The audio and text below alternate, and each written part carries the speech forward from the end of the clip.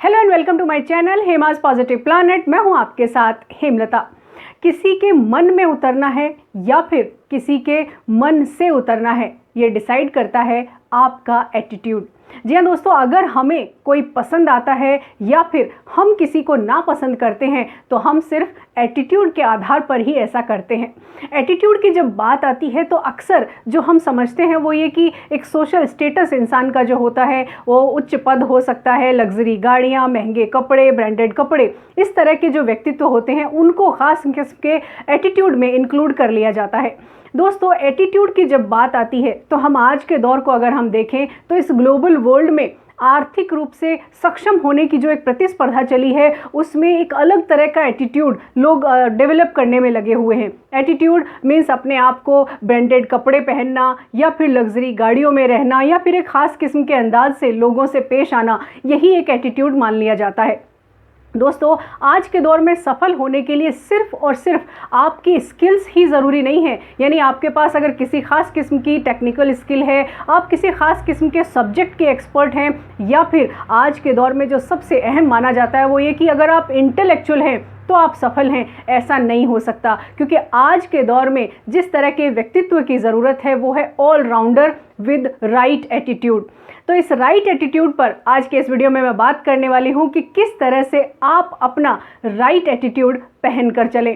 भाई, पहन कर चलने की बात इसलिए क्योंकि जब भी हम किसी ओकेज़न पर जाते हैं तो अपने कपड़े चूज़ करते हैं, कपड़ों का रंग भी हम चूज़ करते हैं, पर क्या हम कभी सोचते हैं कि अपना एटीट्यूड भी हम राइट कर सकते हैं, उसे पॉजिटिव कर सकते हैं।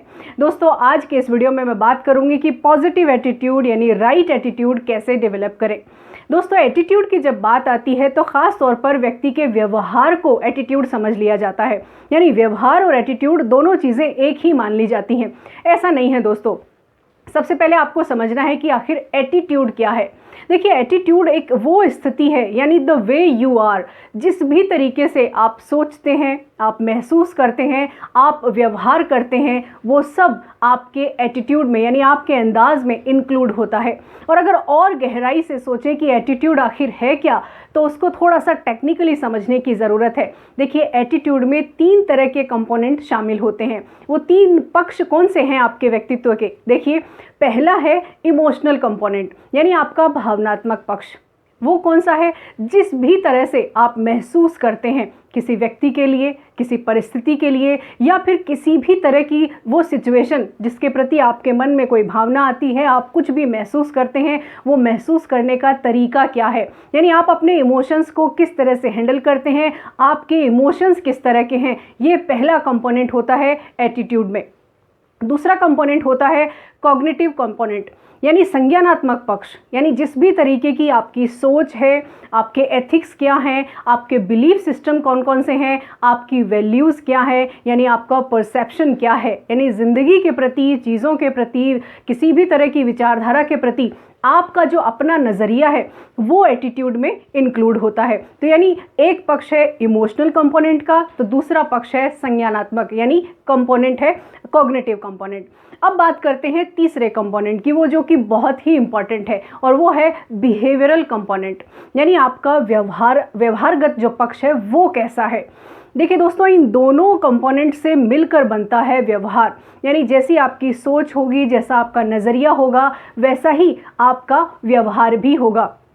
और यहीं से यानी व्यवहार से ही कन्फ्यूज़न शुरू होता है। यानी आपके जो एक्शंस हैं वो एक्शंस ही आपके एटीट्यूड को दर्शाते हैं। लेकिन यहाँ पर व्यवहार और एटीट्यूड दोनों में थोड़ा बेसिक डिफरेंस है। वो ये है कि व्यवहार जो है वो आपके एक्शंस को दिखाता है, यानी आपकी जो नॉलेज है, आपकी जो स्किल्स हैं, आपकी जो भी कैपेबिलिटीज़ हैं, आपकी जो भी एबिलिटीज़ हैं, उनके आधार पर आप जो व्यवहार करते हैं, आप जो एक्शंस करते हैं या जो आपके रिएक्शंस होते हैं यानी क्रिया प्रतिक्रिया, आप जिस भी तरह से अभिव्यक्त करते हैं अपने आप को, वो होता है व्यवहार। और जब एटीट्यूड की बात आती है, एटीट्यूड जो है वो आपकी भीतर की स्थिति है, यानी आपकी जो इनर सिचुएशन है, आपके अंदर जो महसूस होता है, आप जिस दौर से गुजर रहे हैं, जिस दौर से मतलब आपके अंदर जो कुछ चल रहा है, आपके विचार कैसे हैं, आपकी भावनाएं कैसी हैं, आप क्या कुछ सोच रहे हैं, यानी आपकी जो इनर स्ट्रेंथ है, आपकी जो इनर सिचुएशन है, वो होती है एक्चुअल एटीट्यूड। और इनर सिचुएशन के अकॉर्डिंग आपके एक्शंस होते हैं। यानी आपका जो व्यवहार है वो एक्चुअल में आपकी इनर सिचुएशन का रिफ्लेक्शन होता है। यानी व्यवहार जो है वो आपका प्रतिबिंब है आपकी भीतरी सोच का, आपके भीतरी नज़रिए का। तो एटीट्यूड जो है वो कुल मिलाकर इन सारी चीज़ों का मिश्रण है। यानी आपका भावनात्मक पक्ष, आपका संज्ञानात्मक पक्ष और आपका व्यावहारिक पक्ष। इसका मतलब ये है कि एटीट्यूड बहुत छोटी चीज़ नहीं है, ये हमारे व्यक्तित्व का बहुत ही अहम हिस्सा है। यानी हम जो कुछ भी हैं वो सब हमारा एटीट्यूड है।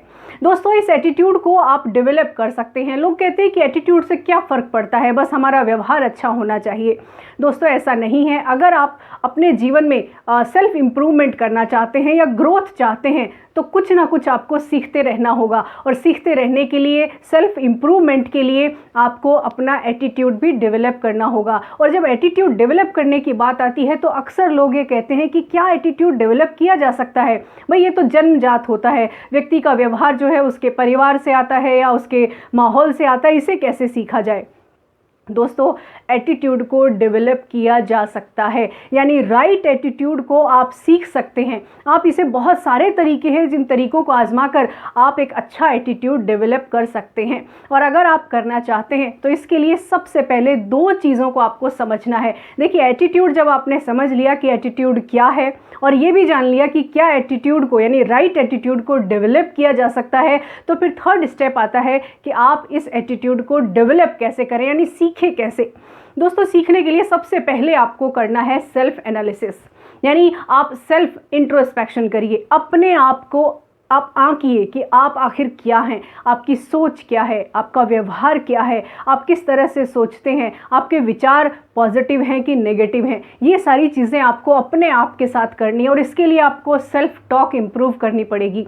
आप अपने आप के साथ संवाद करें, अपना एनालिसिस करें, और इस एनालिसिस के दौरान आपको डिसाइड करना है, एक स्टेप लेना है। वो कौन सा स्टेप है? वो ये कि आपको ये चूज़ करना है, आपको निर्णय लेना है कि आपको राइट एटीट्यूड यानी पॉजिटिव एटीट्यूड डेवलप करना है। यानी अपने आप को चेंज करने के लिए आपको तैयार करना है।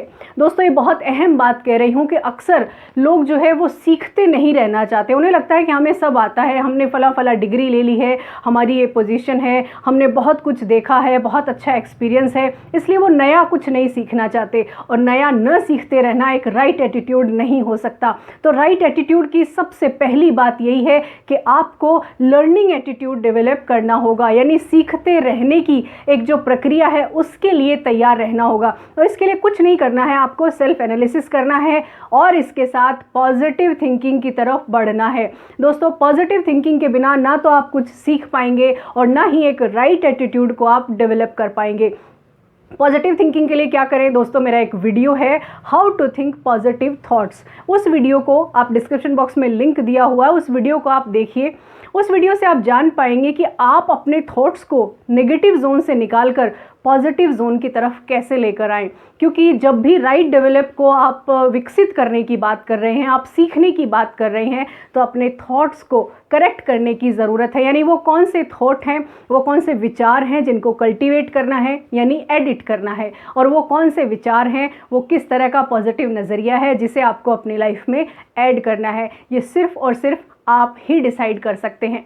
दोस्तों, पॉजिटिव एटीट्यूड के बिना ना तो आप ये सोच सकते हैं कि आप कुछ नया सीख पाएंगे और ना ही आप लोगों के साथ सही तरीके से व्यवहार कर पाएंगे। क्योंकि आपका बिलीफ सिस्टम, आपका जो भी नज़रिया है, जो भी परसेप्शन है, वो कहीं ना कहीं संकीर्णता के दायरे में होगा। तो आपको संकीर्णता के दायरे से निकलकर और बहुत ही निष्पक्ष तरीके से अपने एटीट्यूड को अगर बहुत अच्छा बनाना है, आपको बेहतर से बेहतरीन होना है, तो ये एटीट्यूड डेवलप करना ही होगा। राइट एटीट्यूड डेवलप करने के लिए वो कौन कौन सी चीज़ें हैं जो आपकी हेल्प कर सकती हैं, वो मैं नेक्स्ट वीडियो में आपको बताऊंगी। लेकिन आपको बेहतर से बेहतरीन होना बेहद ज़रूरी है। क्यों? क्योंकि बेहतर होने के लिए, यानी जो लोग बेहतर होते हैं उनके लिए इनाम होता है, और जो लोग बेहतरीन होते हैं उनके नाम से इनाम दिया जाता है। तो दोस्तों, आपको बेहतरीन बनने के लिए एक कदम आगे बढ़ाना है। आज के वीडियो में बस इतना ही। नेक्स्ट वीडियो में बताऊंगी कि किस तरीके से आप राइट एटीट्यूड डेवलप करें और वो कौन कौन सी चीज़ें हैं जो आपको पॉजिटिव एटीट्यूड डेवलप करने में हेल्प कर सकती हैं। ये वीडियो आपको कैसा लगा कमेंट बॉक्स में लिखकर ज़रूर बताइए और मेरे चैनल हेमाज पॉजिटिव प्लैनेट को सब्सक्राइब ज़रूर करिए और इस वीडियो को लाइक और शेयर करना ना भूलें। तो आज के वीडियो में बस इतना ही, फिर मिलूंगी आपसे इस नेक्स्ट वीडियो के पार्ट 2 में। जाने से पहले बस यही है कहना, खुद पर रखिए यकीन और बनिए किसी की उम्मीदों का उजाला। Thank you so much for watching this video.